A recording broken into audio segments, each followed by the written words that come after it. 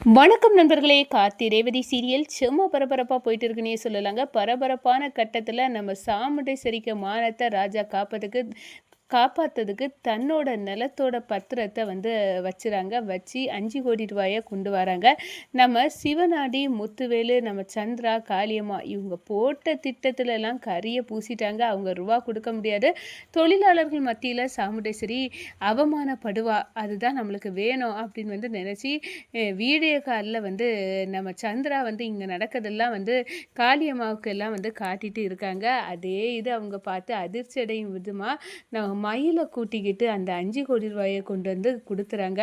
என்னோட மானத்தை இன்னைக்கு காப்பாற்றிட்டிய மாப்பிள்ளை அப்படின்னு அந்த இடத்துல சாமுண்டேஸ்வரி சந்தோஷப்படுறாங்க. அதோட நம்ம ராஜா கேட்குறாங்க, அக்கா சாதாரண டிரைவர் மாப்பிள்ளைக்கு 5 கோடி ரூபாய் எப்படி கிடச்சி? இவ்வளோ பெரிய பணக்காரி ஒன்றால் கூட அந்த 5 கோடி ரூபாயை புரட்ட முடியலை. அப்போ எப்படி கிடச்சிது? கொஞ்சம் யோசிக்க மாட்டியாக்கா நீ அப்படின்னு அந்த இடத்துல கொஸ்டின் பண்ணுறாங்க. ஆமாம் மாப்பிள்ளை, நானே கேட்கணும்னு நினச்சேன். நான் என்னோட பிஸ்னஸ் ஃப்ரெண்ட்ஸு பல பேர்கிட்ட கேட்டதும் இது ஒரு பெரிய அமௌண்ட் எடுக்க முடியாது அப்படின்னு சொல்லிட்டாங்க. அப்படி இருக்க நேரம் நீங்கள் எப்படி மாப்பிள்ளை இந்த 5 கோடி ரூபாயை பிரட்டினிய அப்படின்னு அந்த இடத்துல கொஸ்டின் கேட்க நேரம் நம்ம ராஜாவால் சும்மா இருக்க முடியலைங்க.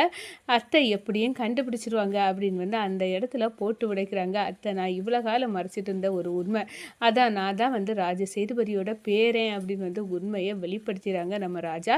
அதை பற்றி தான் இந்த வீடியோக்குள்ளே பார்க்க போகிறோம். அதுக்கு முன்னாடி சேனலுக்கு லைக் அண்ட் சப்ஸ்கிரைப் பண்ணுங்கள் ஃப்ரெண்ட்ஸ். பக்கத்தில் இருக்க பெல் ஐக்கானையும் கிளிக் பண்ணுங்கள்.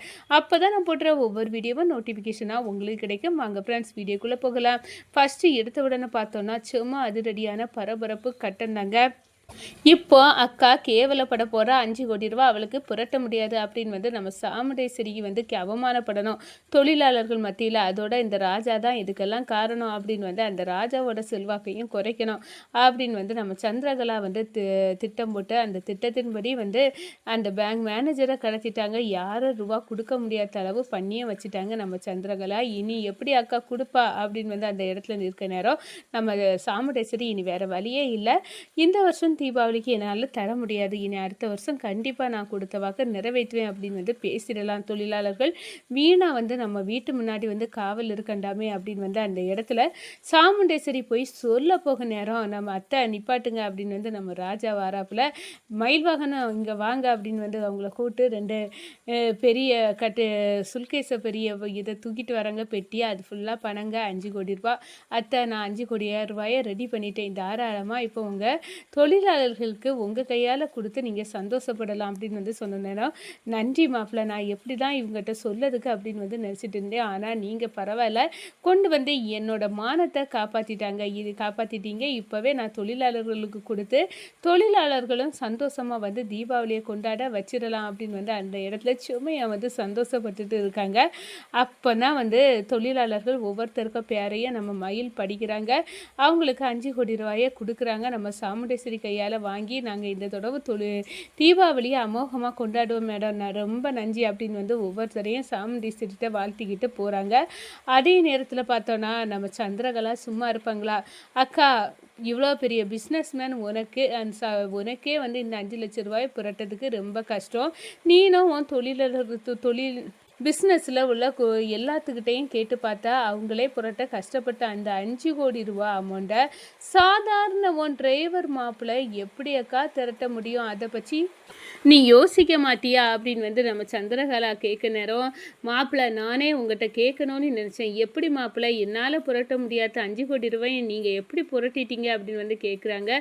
இப்படி ஒரு கேள்வியை நம்ம சாமுண்டேஸ்வரி கேட்டதும் நம்ம வேறு வழியே இல்லை, நம்ம உண்மையை நம்ம சொல்லாட்டாலும் தீபாவளி வழியாக அத்தைக்கு தெரிஞ்சே தீரும். இதெல்லாம் மறைக்கக்கூடிய விஷயம் இல்லை, இந்த வாட்டி உண்மையை சொல்லிடுவோம் அப்படின்னு ராஜாவே, அத்தை என்னை மன்னிச்சிருங்க, நான் தான் ராஜ சேதுபதியோட பேரன். இப்போ நான் எங்கள் அம்மா எனக்காக வாங்கி வச்ச இடத்தோட பத்திரத்தை கொடுத்து தான் நீங்கள் அவமானப்படக்கூடாது அப்படின்னு அந்த 5 கோடியை ரெடி பண்ணிட்டு வந்தேன் அப்படின்னு அந்த இடத்துல சொல்கிறாங்க. இதை கேட்டதும் தூக்கி வாரி போடுது. என்ன மாப்பிள்ளை சொல்கிறீங்க அப்படின்னு கேட்குங்க. ஆமாம், நான் தான் ராஜ சேதுபதி தாத்தாவோட பேரன். ஆனால் நான் உங்களுக்கு எந்த காலத்துலேயும் துரோகமோ தீமையோ நினைச்சது இல்லை அத்தை. நம்ம 2 குடும்பமும் பிரிஞ்சிருந்த குடும்பம் ஒன்று சேரணும்னு நினைச்சேன். அதுக்காக தான் இங்கே வந்தேன். ஆனால் நீங்கள் தான் வந்து ரேவதியை கல்யாணம் பண்ணிக்கிடுங்க அப்படின்னு வந்து என்கிட்ட கட்டாயப்படுத்தினதை தவிர எனக்கு ரேவதியை கல்யாணம் பண்ணணும், உங்கள் மருமகனா ஆகணும் அப்படின்னு எல்லாம் நான் கொஞ்சம் கூட எதிர்பார்க்கவே இல்லை. 2 குடும்பத்தையும் ஒற்றுமை, அதான் தாத்தாயோட ஆசை. அதை நிறைவேற்றுறதுக்கு தான் வந்தேன் அப்படின்னு வந்து அந்த இடத்துல சொல்கிறாங்க. இதை கேட்டதும் நம்ம சந்திரா வந்து ஏற்றி விட்டுறாங்க. பாத்தியாக்கா எவ்வளோ பெரிய துரோகத்தை நம்ம அம்மாவை கொன்ன குடும்பத்துக்கூட வந்து ரேவதியை வந்து கல்யாணம் பண்ணி வச்சிருக்க அப்படின்னு வந்து அந்த இடத்துல அப்படியே வந்து நம்ம ராஜாவை வீட்டை விட்டு விரட்டி விடுறாங்க. இவ்வளோ பெரிய துரோகத்தை செய்துட்டு இனி இந்த வீட்டில் இடம் கிடையாது, தாராளமாக இந்த வீட்டை விட்டு போகலாம் அப்படின்னு வந்து நம்ம ராஜாவை வந்து சாமுண்டேஸ்வரி விரட்டி விட்டுட்டாங்க.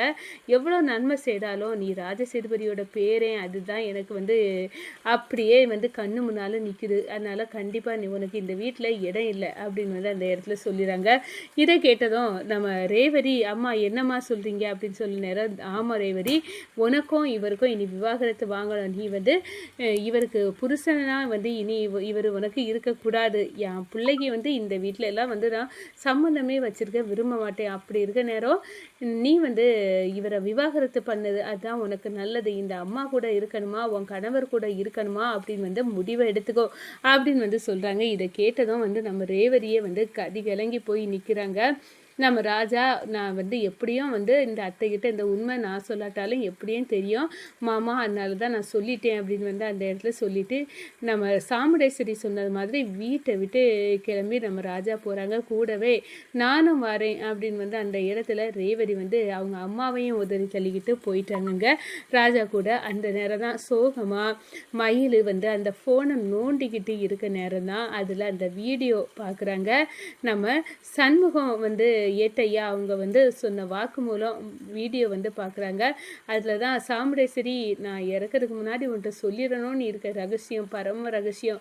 நீ இவ்வளோ நாள் பரமேஸ்வரி குடும்பம், அதான் உன் மாமியார் குடும்பத்தை எதிரின்னு நினச்சிட்டு இருக்கல, உங்கள் அம்மா சாவுக்கு காரணம் நீ. நிச்சயமாக உங்கள் அம்மா சாவுக்கு காரணம் அந்த குடும்பம் இல்லை, அதுக்கு காரணம் முத்துவேல் தான் அப்படின்னு வந்து சொல்கிறாங்க. என்னையா இது நம்ம குடும்பத்துக்கு தேவையான விஷயம் போல் இருக்குது, இது ஏட்டு சண்முகம் இல்லை அப்படின்னு வந்து அந்த இடத்துல வந்து நம்ம மயில் பார்க்கணும் ஆடி போகிறாங்க. இவ்வளோ பெரிய ரகசியம் இந்த ஃபோனில் இருக்கா, அப்போ அந்த கடவுள் நல்லதுக்கு தான் செய்திருக்காரு, இந்த ஃபோனு என் கையில் கிடச்சது ரொம்ப நல்லதுக்கு தான் அப்படின்னு வந்து அந்த இடத்துல வந்து நினைக்கிறாங்க.